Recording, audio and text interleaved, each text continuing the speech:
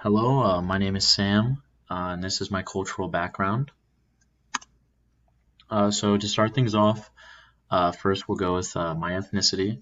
I am Swiss, German, and Irish. My mother's side of the family is Swiss and German. She is a second generation German immigrant, and Swiss, I believe, is she's a fourth generation. Where on my dad's side, he is a third generation Irish American as well as a third generation German American. And I myself was born in the United States. I align with Germany and Ireland. My dad is a citizen in Ireland, not in Germany, but I do feel strongly connected to both of those countries. However, I am personally from New Orleans, Louisiana.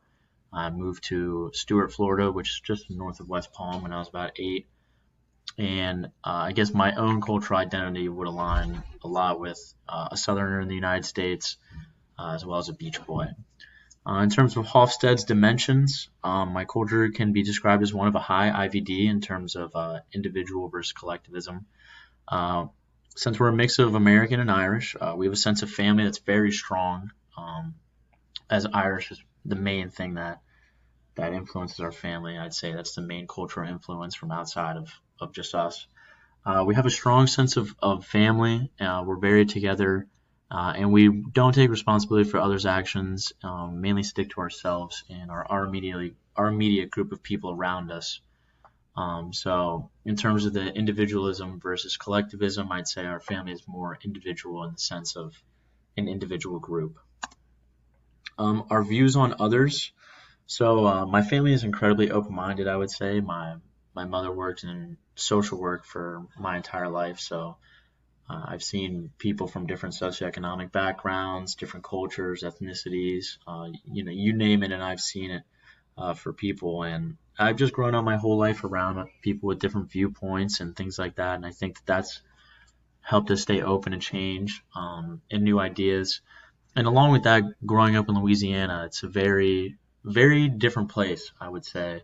Um, you can really see the impact that racial racial tension has had on the area for a couple hundred years now. And with all that being said, it was interesting growing up there and kind of understanding what closed-mindedness can do to a community as well as individuals, and how it can cause people to feel.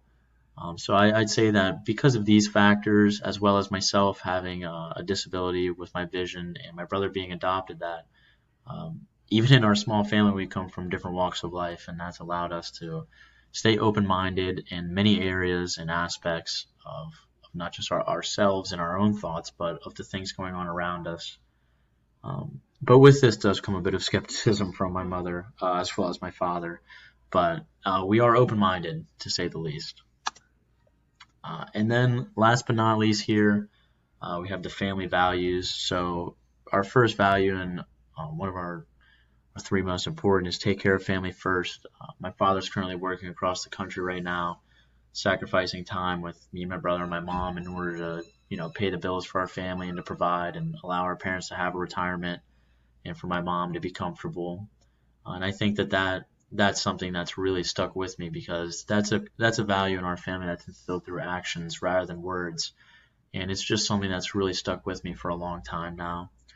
Our second one is sacrificing for the betterment of those close to you. So I guess selflessness would be an easier way to put this, but being selfless and helping those around you.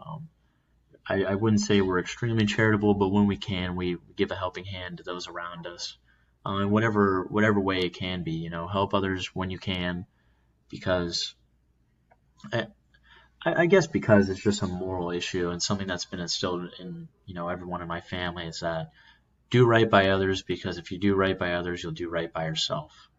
And our third, and I would say most important family value here is being honest. Honesty is something that has been instilled in my family for generations. I would say, growing up, the only way to really, piss off my grandpa or my uncles, my father, my mom was to lie. My dad's dad fought in World War II in Okinawa, fighting the Japanese. He was an officer, and communication and truth was huge with him because if you can't be honest with those you love, then you must be doing something wrong.